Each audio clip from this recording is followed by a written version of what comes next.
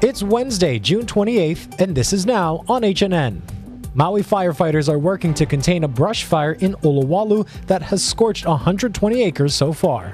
The fact that the suspect was able to access this unattended police rifle speaks for itself. Critics are calling on HPD to release the body camera video from a fatal officer-involved shooting in Pearl City. In federal court today, the first legal challenge to Hawaii's new concealed carry gun rule. Plus, we got here thinking, they probably cleared it up. Severe weather, logistics woes, and an uptick in cancellation. Some Schuyler Henry and Reagan National Airport in Virginia with the travel nightmare for flyers just ahead of the holiday weekend. These stories and more coming up on This Is Now.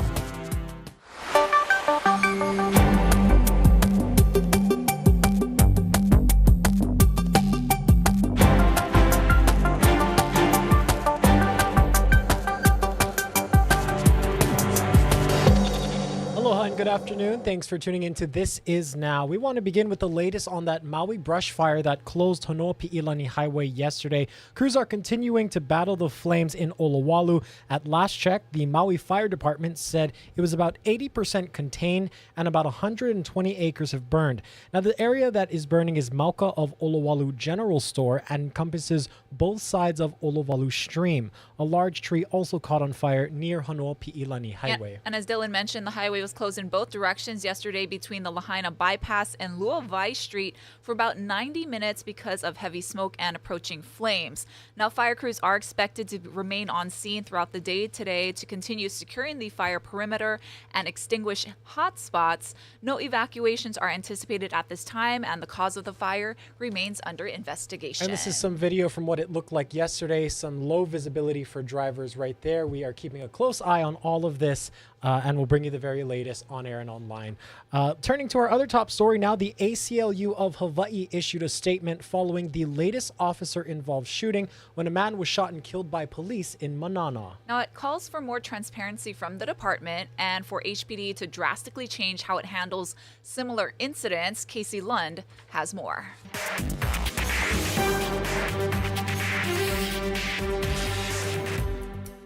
The ACLU Hawaii chapter says this latest officer-involved shooting highlights the need for more transparency and an immediate change to policies when it comes to training and use of force within the HPD. The data that they gathered and cited from Honolulu Civil Beat says this is the 5th fatal incident involving police officers across the state just this year alone. I'm going to take you back to that Friday morning. You might remember officers responded to a report of a burglary in progress in that Manana neighborhood on Kalauipa Street. Eventually, the Specialized Services Division was called in. There was a fire in the home, and at some point, shots were fired around 6:43. Later in the day, we learned that suspect was able to obtain an HPD rifle that was left unattended on the scene. HPD, through its recklessness, created the dangerous situation that ultimately led to, the tragic killing of a person suspected of burglary.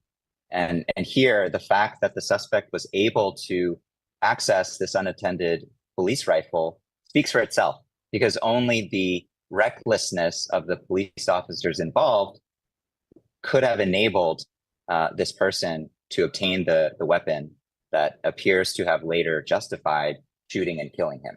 We also reached out to HNN law enforcement expert and former HPD Deputy Chief John McCarthy to talk a little bit about how unusual that circumstance was. I also wanted to know what he thinks about another criticism from the ACLU, that those Specialized Services Division officers should be equipped with body cameras. They're not, but many patrol officers are. I think the public deserves that, and I think it should change. The problem is it a practicality? These guys do a lot of different maneuvers, a lot of different tactics than patrolmen do. So will that camera stay? Is it really a functional matter? During my career, I know of officers who have had their gun taken away from them physically, but never where the officer during a barricade incident like this left it unattended and it fell in the hands of the suspect. The officer's going to have to be held accountable for that. That's something that just shouldn't happen. We also wanted to get perspective from the state's police union. Robert Cavaco is president. Here's what he had to say about HPD releasing body cam footage and the fact that other jurisdictions, like Hawaii County, for example, tend to release that footage much faster.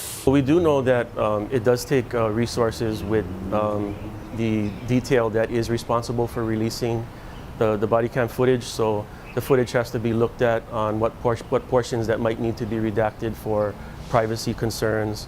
And again, whatever is being released, we don't want it to taint the investigation before it's completed.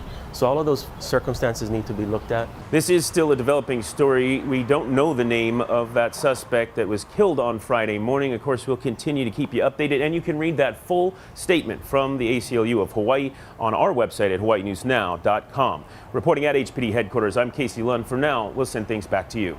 The first legal challenge to Hawaii's new concealed carry gun rule is set to be heard this morning in federal court. Gun rights activists are suing the state and Maui County. They're upset about sensitive places laws that restrict guns from being brought into certain areas. 77 pages worth of limitations. It covers a lot of ground. A lot of it is having to do with restricting people with permits so that they basically can't carry anywhere except in their house. Last year, the Supreme Court issued a ruling that forced Hawaii counties to issue more concealed carry permits. This case focuses on whether new rules are too restrictive when it comes to actually carrying those weapons around in public. Honolulu police arrested a 38-year-old man following an alleged burglary and kidnapping attempt in Makiki on Tuesday. The incident happened around 8 a.m. on Yonge Street. Investigators believe the man broke into an apartment and tried to take off with a 7-year-old girl. He was arrested a short time later. A 46-year-old woman known as a serial thief on Oahu has been sentenced to prison after being found guilty of multiple robberies. Yolanda Pusi has been sentenced to 5 years in prison. She stole close to $20,000 in merchandise from retail stores on 11 different occasions between December 2021 and May 2022. The 46-year-old pleaded no contest to 9 counts of theft and 2 counts of habitual property crime. A new report reveals policy flaws at the Honolulu Liquor Commission. This comes after a long dispute between the commission and local nightclubs. A city-appointed team led by an ethics advisor found the commission's enforcement system did not have clear policies and procedures, lacked training and reliable data, and failed to investigate complaints in a timely and responsible way. Mayor Blangiardi called the findings disturbing and unacceptable and said, quote, "We must restore trust." He's promising comprehensive reforms following the report. The owner of Scarlet Honolulu agrees. He's suing the commission, citing discrimination and retaliation by its investigators. Today, a ship returned to Canada carrying pieces from the doomed Titan submersible. The vessel imploded June 18th, killing all 5 people on board as they journeyed to see the wreckage of the Titanic. Pieces of the submersible were lifted from the ship onto shore. An investigation is underway into the undersea tragedy. Experts have said its construction could have led to its demise. The ship that carried the debris back to land also hauled the remote-operated vehicle that discovered the debris on the ocean floor. To international news now, Russia has renewed deadly missile strikes just days after ending a military rebellion. Now, 10 people were killed, including children, when a missile hit a busy restaurant in eastern Ukraine. Ian Lee has the latest from the war-torn areas, and just a warning that the images are graphic. Twisted metal and concrete is all that remains of this popular pizza restaurant. Last evening, 2 Russian missiles hit while the place was packed with the dinner rush. People frantically helped the injured while looking for loved ones and friends. The city sits about 20 miles from the front and has come into the crosshairs before. Many of the victims of Russia's missile attacks are civilians, some not even old enough to understand what's happening.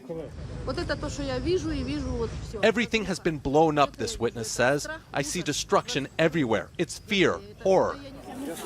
For hours, rescuers pulled survivors from the rubble. The strike signals it's business as usual for Russia after last weekend's mutiny. The Kremlin tried to project power and control at a military ceremony in Moscow yesterday. President Vladimir Putin thanked Russian troops for preventing a civil war. The man behind the rebellion, Yevgeny Prigozhin, last seen leaving the Russian city of Rostov, arrived in Belarus yesterday as part of the deal that ended the crisis. But the country's president, who brokered the deal, hinted that Prigozhin's safety may not be guaranteed, saying he had urged President Putin not to kill him. Ian Lee, CBS News. For the latest news out of Washington, D.C., let's go ahead and welcome HNN's White House correspondent, John Decker. Aloha, John. Thanks for joining us here. Let's jump right into this. First question for you. Donald Trump is offering a new defense for an audio clip in which he referred to those highly confidential material and secret information that he could no longer declassify. What's the former president saying, and is this helpful to the federal criminal case? The new excuse that the former president is giving as it relates to those audio tapes that we hear in which he's in Bedminster, apparently, according to the audio tapes and according to the government, showing highly classified information, is that everything you hear, according to the former president, is, in his words, bravado. He wasn't being truthful. He was just essentially joking around with those who were in the room at office space at Bedminster, his country club there in New Jersey. Is this helpful? No, it's not helpful in the sense that he's offered up various excuses over the course of the past few weeks since that 37-count indictment was unveiled by the special counsel. And any lawyer will tell their client, do not talk about this case prior to the case being started. Whether the former president is getting that advice from his lawyers or not, he's not listening to it. And anything that he says in interviews, on the campaign trail, can be used by prosecutors against him as they prosecute this criminal case against him. That case right now scheduled to start in mid-August, but that will likely be delayed. But this is not helpful to the former president as it relates to his defense. Got it. Now, in other legal news, confirmation from Rudy Giuliani's lawyers that the former New York City mayor met with federal investigators yesterday looking into efforts to overturn the 2020 election. What information came from that? What information could he provide to special counsel Jack Smith? You may recall, Dylan, that in the aftermath of the 2020 election, it was Rudy Giuliani who served as the personal lawyer to former President Donald Trump. He was on every phone call with the former president. He spoke to various state officials on behalf of the former president and also reached out to various state GOP leaders, all trying to push forward a situation in which a different slate of electors would be voting on the presidential race. What the prosecutors want to talk about are specifically his efforts, the state of mind of former President Trump, and exactly what was going on from the days between November 2020 until the days that the former president left office on January the 20th of 2021. So that essentially is what the special counsel and the grand jury that's being convened by the special counsel want to hear from Rudy Giuliani about. All of that information likely disclosed by the former mayor to that special grand jury that's been comprised of 20 individuals right here in Washington, D.C. Let's go ahead and look at the Supreme Court. Of course, John, you are a lawyer. What are some of the cases, the remaining decisions that we are expecting from the Supreme Court? And is there any sense as to how the court could rule in those cases? There are two big cases that could impact a significant number of Americans. One has to do with affirmative action in higher education, specifically the admissions programs at both the University of North Carolina, a state university, and Harvard University, a private university. They both factor in race in determining who gets admitted to those respective universities. That I sat in the Supreme Court for oral arguments concerning that particular case. It's a different makeup of the Supreme Court. It's a 6-3 conservative majority, and it strikes me, in listening to the questions posed by those 9 justices, they are ready to revisit the use of race in college admissions. So that's one case. The other one has to do with the Biden administration's student loan forgiveness plan, the plan in which for 10 to 20 million student loan borrowers at the federal level. They could have their student loan wiped away. If you get past the standing issue, whether the plaintiffs could bring that case in the first place, I sat in oral arguments there, and justices, at least the majority of which, by my count, seem to be of the mindset that that move by the Biden administration, its education department, is unconstitutional. And that would mean for those student loan borrowers at the federal level, they would have to start repaying their loans starting in October. HNN's White House correspondent, John Decker. Thank you so much, John. Always good to talk to you. Well, as we've been telling you all week long, if you're traveling to or from mainland airports, be prepared for some delays, as these delays and cancellations just keep mounting. Skylar Henry reports from Reagan National Airport. Travelers arriving at swamped airports are getting bad news. We got here thinking, oh, they probably cleared it up. We just got to get home. June had already been a bumpy month for the airlines. This weekend's stormy weather made it worse, stranding passengers across the country, many of them still in limbo. The added expense of a hotel room, another flight, all that stuff, it adds up. On Wednesday, the tracking website FlightAware said at least 3,000 more flights had been delayed. All of this comes just as airlines are ramping up for the 4th of July weekend. The next few days could be among the busiest of the year. So there's very little wiggle room left for people who've been affected by these disruptions to get where they're going. And heaven help us if we have ongoing disruptions, because that means no one's going anywhere. The worst disruptions are along the East Coast, which has been hammered by thunderstorms. United Airlines is blaming staffing shortages at the Federal Aviation Administration, while the carrier cancels hundreds of flights, including at LAX, where George Pineda's flight to Denver was scratched without warning. Pretty disappointed. I wish we gotten a cancellation email. I checked early at 3 in the morning, nothing get here canceled. Adding to the trouble, this belly landing in Charlotte. Mechanical troubles, together with holiday crowds and stormy weather, pointing to another turbulent travel season. Skylar Henry, CBS News at Reagan National Airport. Sticking with travel, if you plan to travel across Honolulu on Oahu's new Skyline, be prepared for some missing amenities. Now, the city is prepared for those complaints, but why weren't they included? Our Daryl Huff hopped on the Skyline to get some answers. It's no secret that this project has been financially troubled since the beginning, and there have been many tweaks and trims over the years to try and save money without discouraging ridership. So while we've made every effort to anticipate our passengers' needs, there are going to be things that we don't see or that we're blind to or that come up as we operate. Hart, which built the system, ditched some big parking lots, cut the line shorter, and sought savings in station amenities. So they were very conservative with escalators, which are expensive and costly to maintain.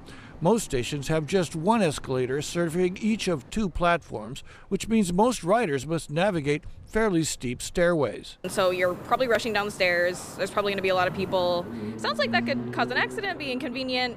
The escalators are reversible depending on whether crowds are coming or going, and there is an elevator at each platform. At the West Oahu University stop, that's the only alternative to stairs, with no escalator directly serving the platforms. Riders also need to know that, like many big transit systems these days, bathrooms are only available by request. The restroom was probably my biggest fear, even just coming to test it. I didn't drink a lot of water on purpose before I came. City officials say they want to hear from the public and make changes if needed. And to the extent that we can, we want to pivot and be able to respond in a meaningful way. So you were fine with the cane and everything? Yes. Beverly Wong was among the city workers and families invited to ride today. She worked for Mayor Frank Fossey when he first proposed rail over 40 years ago. I thought it'd never happen. And when it again started, I thought I'll never be alive to ride it. Also raving were some future commuters. I saw Burger King and Subway and McDonald's. Maybe. Would you rather have this than a car? Yes. Yes. You're lying to me. No. Well, the reviews from test riders so far have been pretty positive. The real test will come this weekend, when those stations will be swamped with thousands of people who've never ridden on a transit system before. Reporting from the Skyline, Daryl Huff, Hawaii News Now.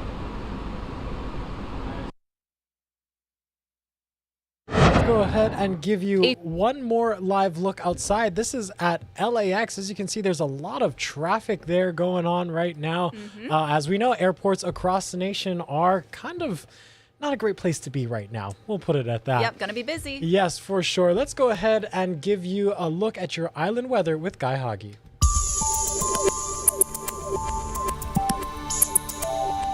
Now, we are in the dry season. Some areas are suffering from drought already. So we'll take whatever rain we can get. And we'll get some passing showers from time to time. But notice, significant rainfall not expected. And this is into the middle of next week. So if anything, the rain will be light. If there were to be heavy, we'd see yellows and oranges. We just don't see that. So your 7-day forecast says we're not going to see much in the way of rainfall. It's not going to be totally dry. We will see those windward and Malkus showers from time to time, but they aren't going to be heavy. And because the trade wind breezes will hang on through Sunday, they'll be moving through rather quickly as well. That limits the rainfall buildup. But we'll have lots and lots of sunshine. And with those trade winds through Sunday running 10 to 20, air quality is going to be good. However, air quality might suffer a little bit when we lose those trade winds. They'll lighten up on Monday. Thank you so much for that forecast, Guy.